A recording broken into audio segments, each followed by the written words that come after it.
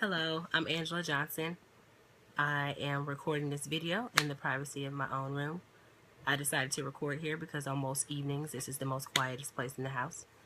I chose to talk about reading number 12, There is No Hierarchy of Oppression.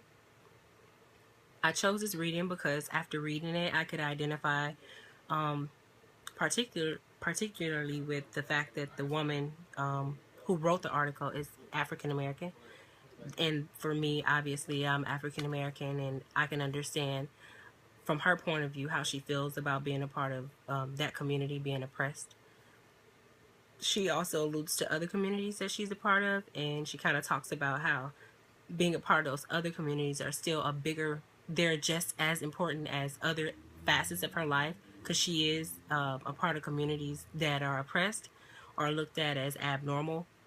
For example, her being a lesbian, that's looked at as abnormal because you're used to seeing in society a patriarchal society, so we're used to seeing a male and a female together, so it's considered abnormal for a woman and a woman to be together, let alone be together and raise children in the same home.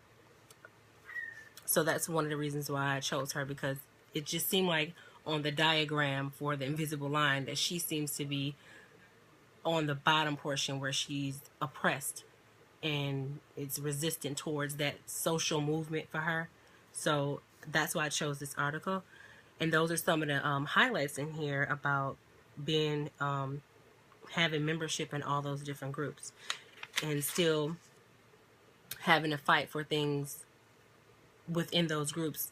She talked about once being a part of a lesbian community and being referred to or titled in that community as a lesbian. She would be referred to as black, and as a black woman she would be referred to as a lesbian. So it's just, there's a lose-lose situation there for her. So she doesn't want to divide those. There's no hierarchy for her. There's just this one ideal of the concept of her kind of conquering all those worlds, all those oppressions, moving towards, a society where she doesn't have to worry about being oppressed just because of something that she identifies as, like a lesbian or a mother or a woman or black African American. So I think for her, I kind of can identify with her. Although I'm not a lesbian, I can kind of identify with her and understand where she's coming from. She also kind of talked about the Family Protection Act towards the end of the reading.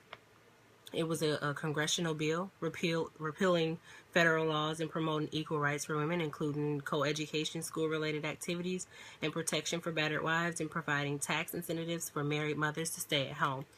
One thing that I learned about this is that women never really had the right to file for divorce. And being a divorced woman now, I couldn't imagine not being able to decide whether I wanted to leave an unhappy marriage for whatever the reason may be, whether it was battering, whether it was cheating, or whatever your values are and whatever you believe in.